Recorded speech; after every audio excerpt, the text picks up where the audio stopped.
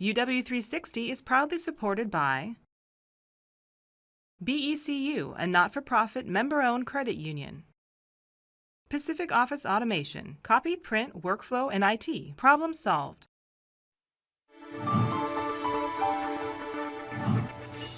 Take 1 part biochemistry, 1 part computer programming, and 1 part online gaming. What do you get? Well, in this story, you get a solution to a complex scientific question, a solution discovered by a community of non-scientists. And that's a completely new thing. To my knowledge, that's never happened before in any area related to biochemistry. To arrive at today, let's backtrack to 2008. That's when UW biochemists teamed up with computer programmers at the University of Washington's Center for Game Science. For several years, the biochemists had been enlisting volunteers to donate downtime on their computers to crunch data.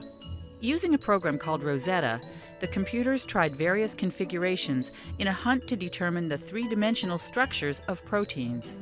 Proteins have the remarkable property of folding up into very precise three-dimensional structures, and a protein will fold up to the lowest energy state it can find.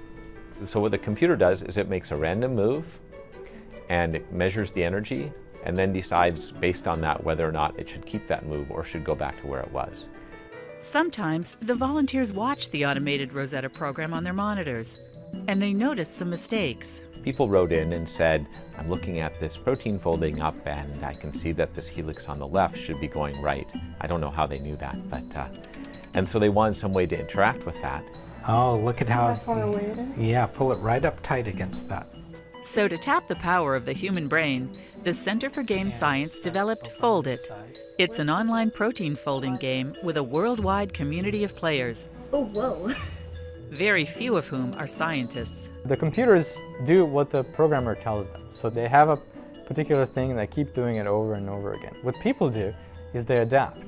People have intuition. So now shake and wiggle. But a person can look at it and say, I think we should go to that valley way, way over there. Let's make this big movement. And that's the kind of thing a computer can't really do. I'm going to do a science puzzle.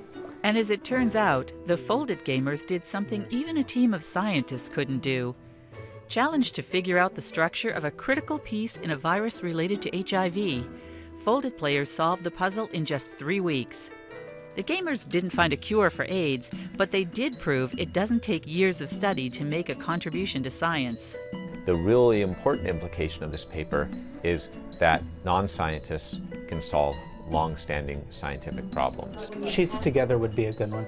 In the future, Foldit gamers might contribute to cures for diseases, or help design new drugs and vaccines. There are a number of players that are strongly drawn to the game by the fact that they're actually finding solutions that will be available to the public.